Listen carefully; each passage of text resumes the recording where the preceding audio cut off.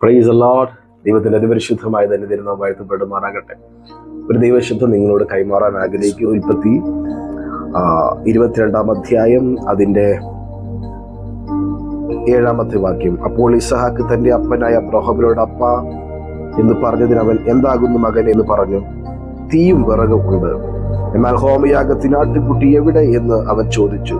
ദൈവം തനിക്ക് ഹോമയാഗത്തിന്റെ ആട്ടിൻകുട്ടിയെ നോക്കിക്കൊള്ളും മകനെ എന്ന് അബ്രഹാം പറഞ്ഞു. ഇവിടെ അബ്രഹാമിനോട് ഇസ്ഹാക്ക് പറയുന്ന ഒരു അധ്യായമാണ് ആട്ടിൻകുട്ടി എവിടെ, ഹോമയാഗത്തിനുള്ള ആട്ടിൻകുട്ടി എവിടെ. നിങ്ങളോട് ഞാൻ ആത്മാവിലൊരു ദൂത് കൈമാറുകയാണ്. കഴിഞ്ഞ വർഷങ്ങൾ നിങ്ങൾ എവിടെ എന്ന് ദൈവത്തോട് ചോദിച്ചു. എൻ്റെ നന്മ എവിടെ, എൻ്റെ വാക്തത്വം എവിടെ, എൻ്റെ തലമുറയോടുള്ള വാക്തത്വ നിവൃത്തീകരണം എവിടെ എന്ന് നിങ്ങൾ അപ്പനായ അബ്രഹാമിനോട് ചോദിച്ചിട്ടുണ്ടെങ്കിൽ, ഒരു മകനായ ഇസ്ഹാക്ക് അപ്പനോട് ചോദിച്ചതുപോലെ നിങ്ങൾ ചോദിച്ചിട്ടുണ്ടെങ്കിൽ, ആത്മാവിൽ ഞാൻ നിങ്ങളോട് പ്രവചിച്ചു പറയുകയാണ്, അതെ, ദൈവം തനിക്ക് വേണ്ടിയിട്ടുള്ളതിനെ കരുതിയിട്ടുണ്ട്. ദൈവത്തിന്റെ കരുതൽ, ഗാഡ്സ് പ്രൊവിഷൻസ്, യഹോവ ഇരേ, ഗാഡ് ഹിംസെൽഫ് പ്രൊവൈഡ്.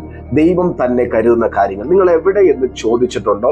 എവിടെ എൻ്റെ നന്മ, എവിടെ എൻ്റെ ഫ്യൂച്ചർ ബ്ലെസ്സിങ്സ്, എവിടെ എൻ്റെ അനുഗ്രഹങ്ങൾ, എവിടെയാണ് എൻ്റെ ലൈഫ് ഇരിക്കുന്നത്, എവിടെയാണ് എൻ്റെ സമാധാനം ഇരിക്കുന്നത്?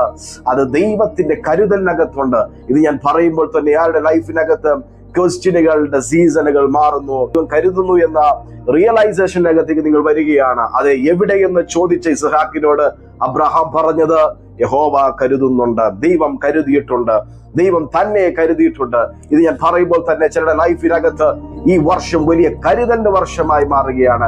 എവിടെയെന്ന് ചോദിച്ചിടത്ത് കർത്താവിന്റെ കരുതൽ നിങ്ങൾ അനുഭവിക്കാൻ പോവുകയാണ്.